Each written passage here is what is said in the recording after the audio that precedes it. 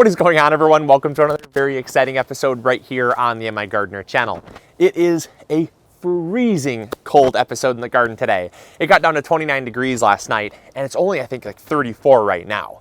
I walked outside in a hoodie thinking it was going to be 65 degrees or so without checking the weather, obviously, because for the past week or so, it's been in the mid 60s for the high and only maybe like low 40s for the low.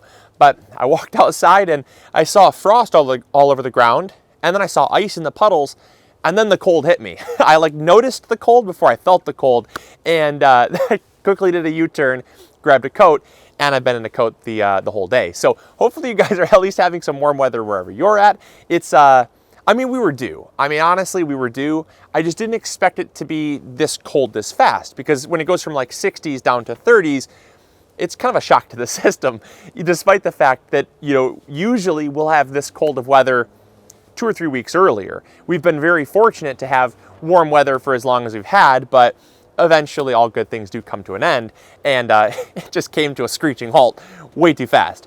So in today's episode, we're outside in the garden today. I'm going to talk about at least 4 plants I see way too many gardeners pulling out, and that you can actually leave in during cold weather. Now, I know there's lots of plants that you all plant for cool and cold weather. We talk about all the time on this channel how it's really important to plant things like spinach, kale, radishes, lettuce, just cool weather, cold weather plants like that, because they can thrive in this type of weather, and they do great. And you can even grow them through a frost and a freeze, and they do just fine. However, I see a lot of gardeners that assume that the rest of their garden is like time to pull it out. And there's so many plants that, yes, do grow through summer, but also do really well in cold weather. All right, so I'm here by my herb bed because I actually have 2 of the 4 plants right here. They happen to be herbs. Herbs are something that I think a lot of gardeners plant out as a main season plant, thinking that, okay, I'm planting it out for the main season, therefore when the cold weather comes and the main season is over, it's time to fully transition the garden. And I've always said that, yes, you do have seasons. Gardening is a very seasonal thing where, you have spring crops, summer crops, fall crops, but you also have crops that can kind of blend the gaps a little bit. It's not like a hard cutoff. And parsley just so happens to be one of those crops. Now, things like Swiss chard can be seen the same way. I plant out Swiss chard in the early spring, and I'll grow it all summer long. I don't think any of you pull out your Swiss chard just because it gets hot. Yes, it is a cool weather crop predominantly, just like kale is, but kale and Swiss chard, you grow them through summer, don't you? You don't pull them out when it transitions to summer, or I'd hope you wouldn't at least. But same thing with our parsley. We plant out our parsley as kind of a main season crop. We'll plant it out in early May, and it'll grow all through summer, but we don't pull it out. We actually leave it in the ground. And the reason why is because it actually does so much better when the cold weather arrives. It slows down its growth during hot weather and then starts ramping up its growth during the cold weather. Look at this. Look at how beautiful this is. This is incredible. And we've been harvesting from this, mind you, like a big bundle almost every week. We throw it in everything. I love parsley. It's so incredible. But we've actually been harvesting from this, and it just keeps growing faster and faster as the cold weather arrives. And that's because parsley is actually a biennial.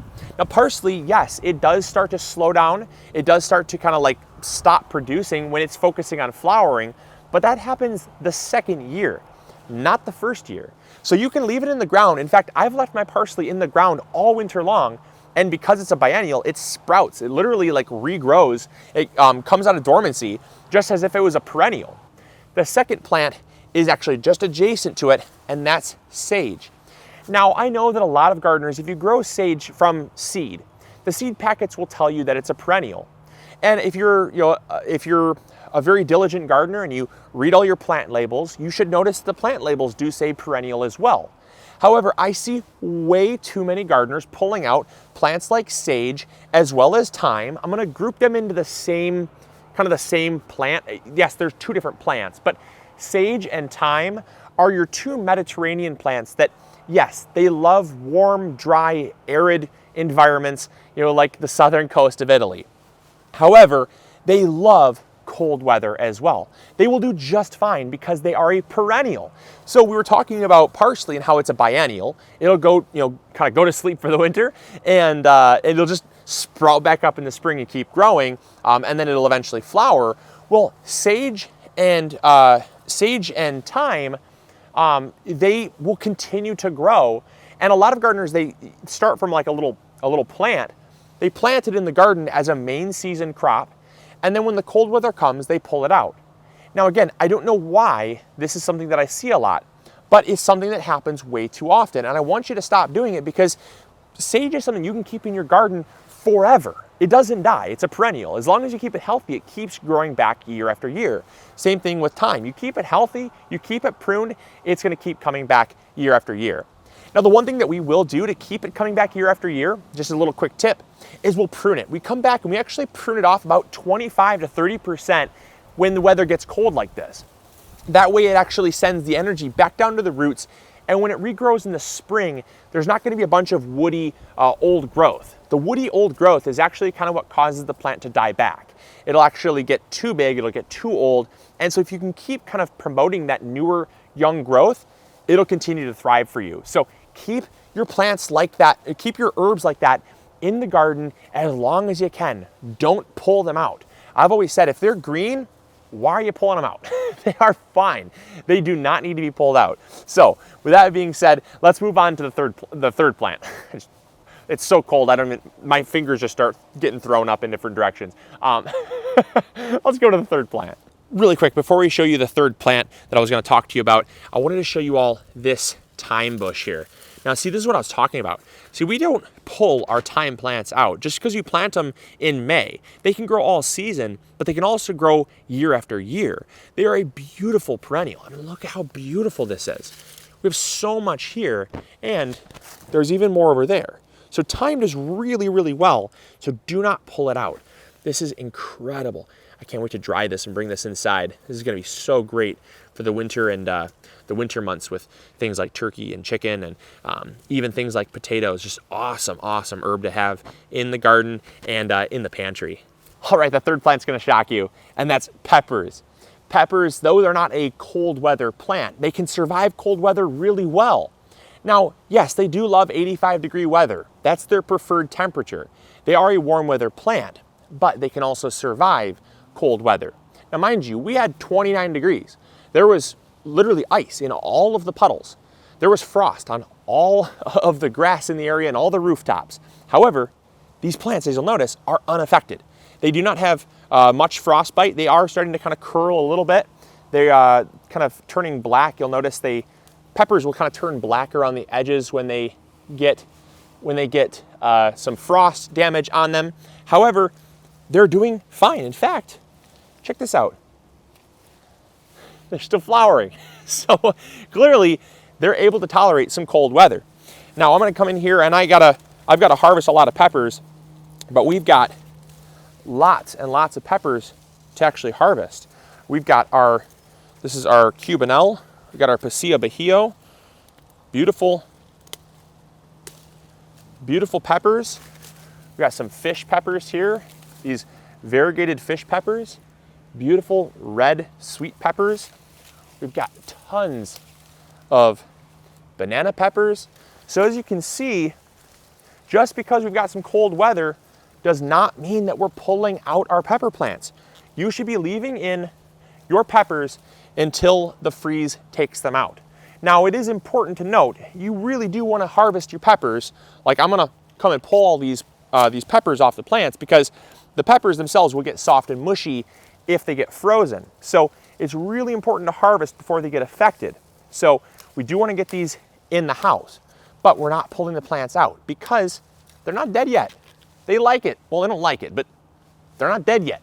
Don't pull them out. All right, the fourth plant that I see a lot of you having in your garden, however, a lot of you pulling out too soon, are alliums. Now, alliums is the broader family of crops of things like onions, leeks, shallots, bunching onions, chives, things like that. Onions, or any onion type crop, are very cold hardy. They love cold weather. In fact, they're biologically geared to survive through winter. They're not going to die. Now, these are bunching onions here. These are some Tokyo long bunching onions, and we actually let them go to seed. We grew them last year. They survived the winter. They regrew. We did that on purpose so we could save seeds from them because they did so well. They were so beautiful that I wanted to save seeds. So they flower the second year because they're a biennial, just like parsley, like we were talking about. And so because they're a biennial, they flowered the second year, which was this year. Now, just because they flower does not mean they're going to die. They continue to grow. As you'll see, look how beautiful these are. These are absolutely gorgeous. We'll come out here on a regular basis and harvest the leaves. Now, we can't necessarily harvest the bunching onions themselves. They won't taste the best, but the leaves are awesome. So these are bunching onions, but you can do the same thing with regular onions. If you have some onions you just forgot to harvest, leave them in the ground. You'll get seeds from them next year, and you can still harvest the tops and treat them just like scallions. In fact, this is my favorite part of the onion, to be honest with you. This is awesome, and we use these in the kitchen all the time. So those are 4 plants that you need to leave in your garden, and do not pull them out even when the cold weather comes. The 5th plant, unfortunately, the rabbit did claim, and it was beans. So we had a small little patch of beans, and beans do okay in cold weather. Again, they're like peppers. They're not gonna love it. They're not gonna thrive. But as long as the frost and freeze don't kill them, they can survive and they're gonna do just fine. So leave your beans in the ground as well. Bush beans, pole beans, they do very well during cold weather and they're gonna survive just fine. So don't pull them out. But if you do have rabbits, rabbits will probably kill them before the cold does, just as a word from the wise. So hey, he has to eat too. So I hope you guys enjoyed. I hope you learned something new. As always, this is Luke from the MIgardener channel, reminding you to grow big or go home. I'll catch you all later. See ya. Bye.